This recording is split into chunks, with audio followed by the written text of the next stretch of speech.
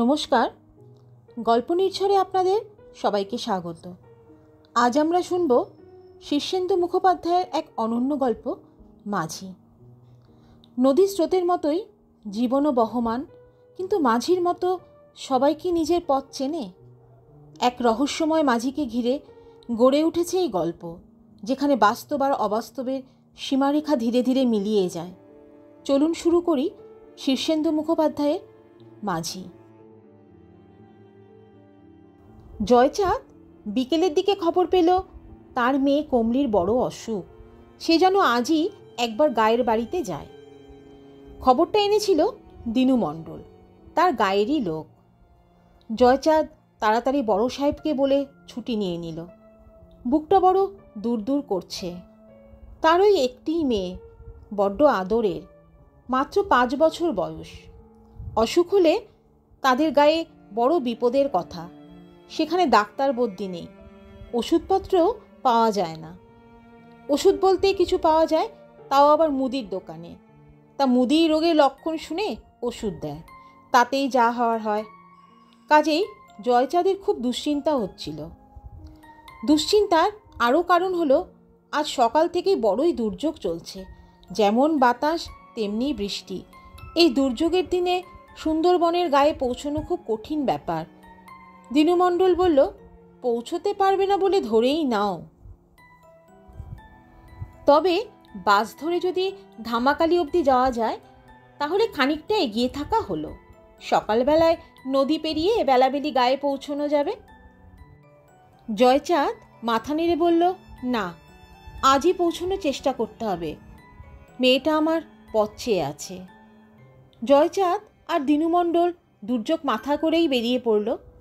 যাওয়ার পথে একজন ডাক্তারবাবু চেম্বারে ঢুকে মেয়ের লক্ষণগুলো বলে কিছু ওষুধও সঙ্গে নিয়ে নিল।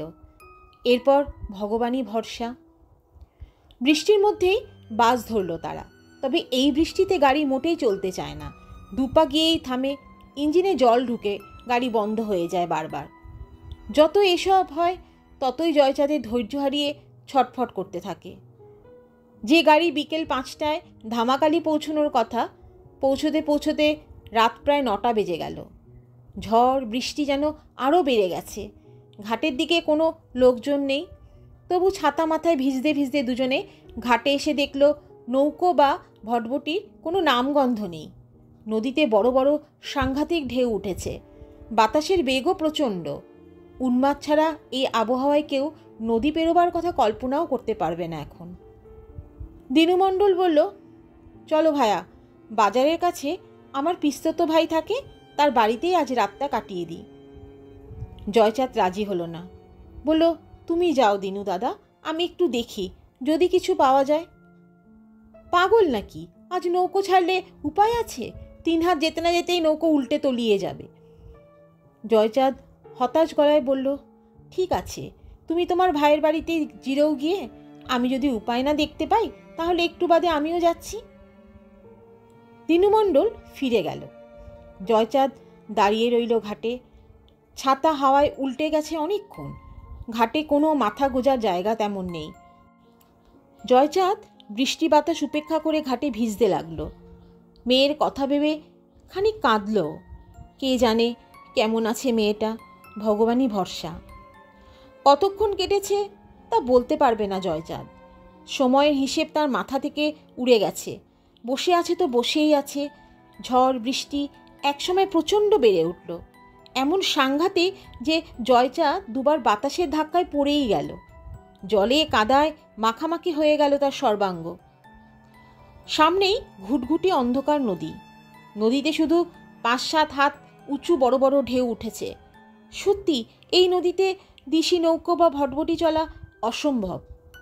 জয়চাঁদ তবু যে বসে আছে তার কারণ একটাই, এই নদীর ওপাশে পৌঁছলে আরও 5-7 মাইল দূরে তার গা। এখান থেকে সে যেন তার গায়ের গন্ধ পাচ্ছে, মেয়েকে অনুভব করতে পারছে। গভীরভাবে ভাবতে ভাবতে হঠাৎ একটু চমকে উঠল জয়চাঁদ। ভুল দেখল নাকি?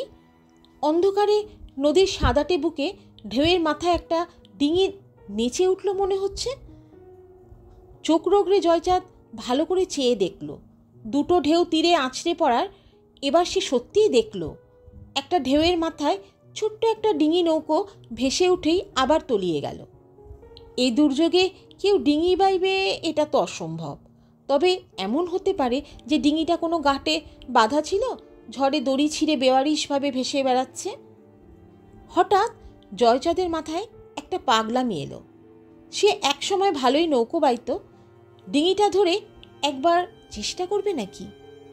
পারবে না ঠিক কথা, কিন্তু এভাবে বসে থাকারও কোনো মানে হয় না। ডিঙি নৌকো সহজে ডোবে না, একবার ভেসে পড়তে পারলেই কে জানে কি হয়। জয়চাঁদ তার ঝোলা ব্যাগটা ভালো করে কোমরে বেঁধে নিল, তারপর ঘাটে নেমে জলে ঝাঁপিয়ে পড়ল। ডিঙিটা একটা গোত্তা খেয়ে নাগালের মধ্যেই চলে এসেছে প্রায়। জয়চাঁদ ঢেউয়ের ধাক্কায় পিছিয়ে এবং ফের এগিয়ে কোনো রকম ডিঙিটার কানা ধরে ফেলল। এই ঝড়জলের সঙ্গে যুদ্ধ করে ডিঙি ধরে রাখা মুশকিল। জয়চাঁদ ডিঙিটাকে টেনে আনলো পারে। তারপর অন্ধকার হয়ে যাওয়া চোখে যা দেখল তাতে তো তার চোখ চড়ক গাছ।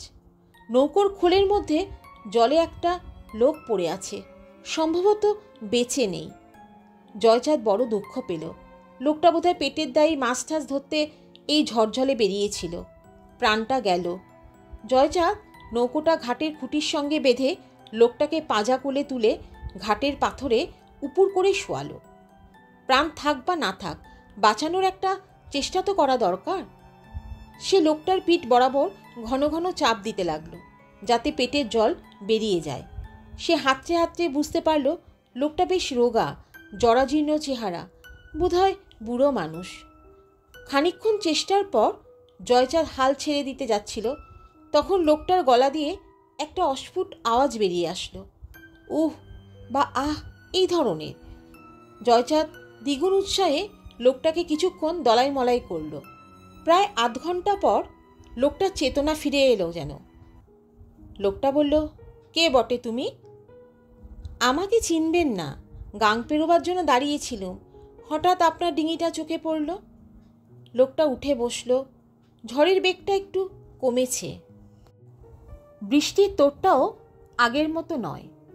লোকটা কোমর থেকে গামছা খুলে চোখ চেপে কিছুক্ষণ বসে থেকে বলল, ওফ, বড্ড ফাড়া গেল আজ। প্রাণে যে বেঁচে আছি সেই ঢের। তা তুমি যাবে কোথা?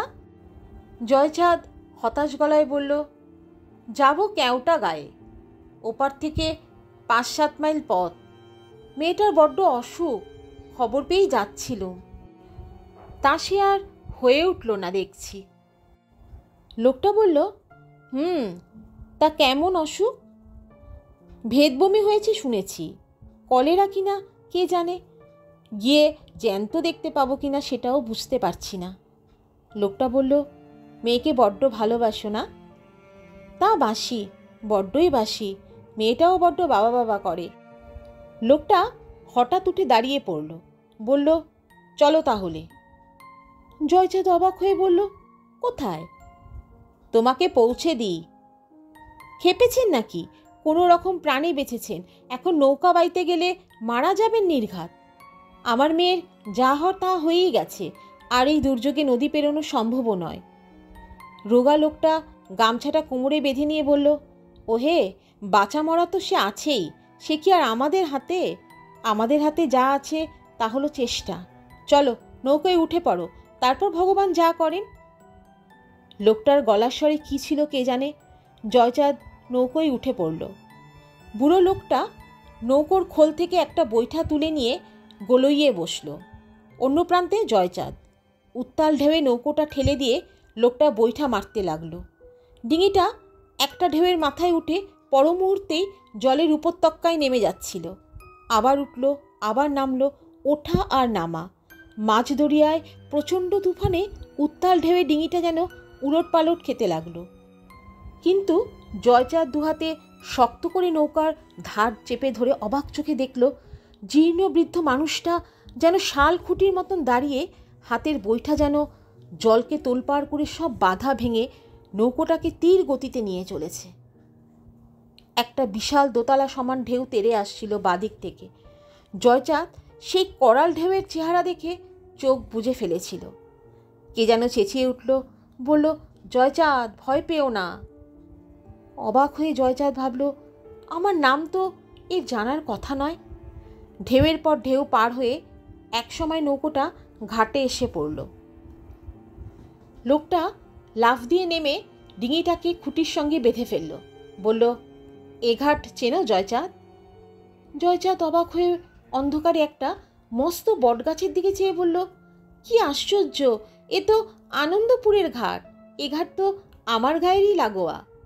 এখানে এত তাড়াতাড়ি কী করে এলাম? নৌকোয় আনন্দপুর আসতে তো প্রায় 7-8 ঘন্টা লেগে যায়। ঝড়ের দৌলতে আসা গেছে বাবু। জয়চাঁদ মাথা নেড়ে বলল, না, ঝড় তো উল্টো দিকে বইছে। যা হোক, পৌঁছে তো গেছো। জয়চাঁদ একটু দ্বিধায় পড়ে হঠাৎ বলল, আপনি কে? আমি তো একজন মাঝি। তোমার দয়ায় প্রাণ ফিরে পেয়েছি। জয়চাঁদের চোখে জল এলো। মাথা নেড়ে বলল, আপনাকে প্রাণ ফিরিয়ে দিতে পারি তেমন ক্ষমতা আমার নেই। আপনি আসলে কে? বাড়ি যাও জয়চাঁদ, মেয়েটা তোমার পথ চেয়ে আছে। জয়চাঁদ চোখের জল মুছে পা ছুঁয়ে প্রণাম করতে লোকটা তাড়াতাড়ি করে পা সরিয়ে নিয়ে বলল, করো কি জয়চাঁদ, করো কি? বাড়ি যাও জয়চাঁদ, মেয়ের কাছে যাও। সে ভালো আছে, অসুখ সেরে গেছে। জানি মাঝি, আপনি যাকে রক্ষা করেন তাকে মারে কে? বুড়ো মাঝি একটু হাসল। তারপর উত্তাল ঝড়ের মধ্যে বিশাল গাঙে তার ছোট্ট ডিঙিটা যেন কোথায় চলে গেল কে জানে। শুনলেন শীর্ষেন্দু মুখোপাধ্যায়ের লেখা গল্প মাঝি। গল্প নির্ঝরের সঙ্গে থাকার জন্য আপনাদের সবাইকে অনেক ধন্যবাদ। আবার ফিরে আসবো এরকম আরও নতুন গল্প নিয়ে। সবাই ভালো থাকবেন, সুস্থ থাকবেন।